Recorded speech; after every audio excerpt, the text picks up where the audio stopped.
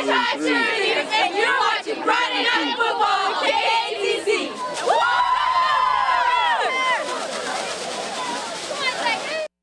It's time for our Play of the Week nominees, brought to you by the law offices of Blaine Berrio. Seth, take it away. Yeah, Nish QB Matthew Thomas is going to be intercepted by Acadiana's Dre Anthony with the volleyball assist coming from Desmond Chason. But Anthony wasn't done. He's going to juke one tackle on the sideline. Then he sees a clear path to pay dirt. That is a 70-yard touchdown for Anthony, and that would be an Acadiana win on the night. Juwan Johnson, we saw this just a minute ago. He's going to let one fly. This is Darian Riggs. You got mossed. Man. Oh, my gosh. An unbelievable catch. I don't know how anything beats that. Yeah, he had hops for breakfast. But how about this play? This is from Highland Baptist. Second quarter, Miles Liggins rolls to his left and fires a rainbow to Kylan Jones for the beautiful catch. Two defenders there. Two defenders.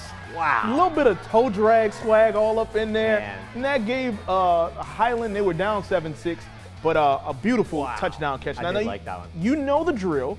You can vote following tonight's show at KATC.com. You have until 8 p.m. on Sunday. I'll then name the winner on KATC's News at 10. Well, one final corner here, but don't look now. I don't even know what that says. One last quarter anyways. Patrick Clarkson has led Westminster to a very quiet, very quiet and I mean, last year was a 4-0 out the gate. This season, the Crusaders are 3-1 so far. Maybe we should even stop calling it quiet, right? Yeah. But tonight would be their biggest test yet against Sacred Heart. The Trojans, coming off a close 28-22 loss to Catholic of Point Capit, Jansen LaCour completes a pass to K. Lyons of Westminster. He takes it all the way into the end zone for the touchdown. The score would be tied now 7-7 at the very next kickoff. Westminster with the onside kick, and it is going to be recovered by the Crusaders. They're getting tricky with it. All right. Xavier Redding takes the ball here for WCA, and the tackle is going to be made by Noah Swallow, but not before picking up the first down for the Crusaders.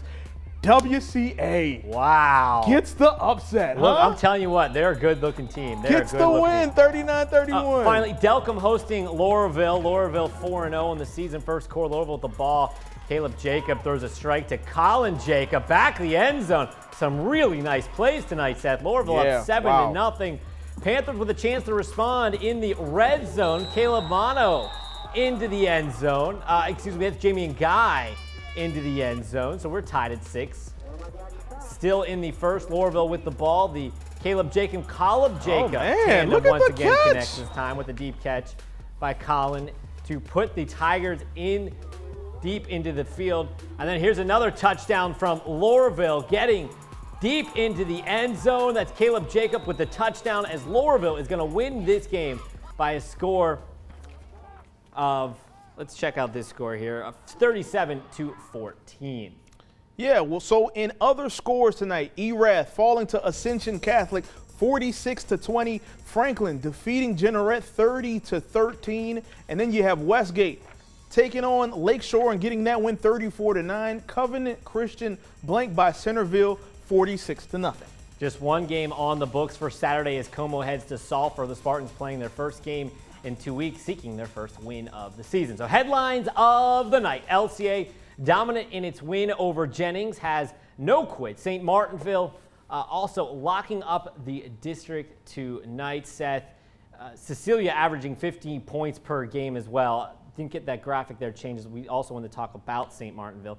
But wow, LCA, Seth, dominant in that win. I know we talked about, like, we're not surprised that LCA won this game, but a little bit surprised in the fashion they did. Yeah, I mean, game of the week for a reason, because that game was just so good last year. It came down to the very end, and you expected something similar. And I mean, even when you talk about, I mean, what can you say about Juwan Johnson? I mean, obviously, Sage Ryan is going to get all the headlines tonight because of the yardage and the touchdowns. And he's Sage Ryan. And I think he's going to get a couple headlines tomorrow when he makes his choice of college.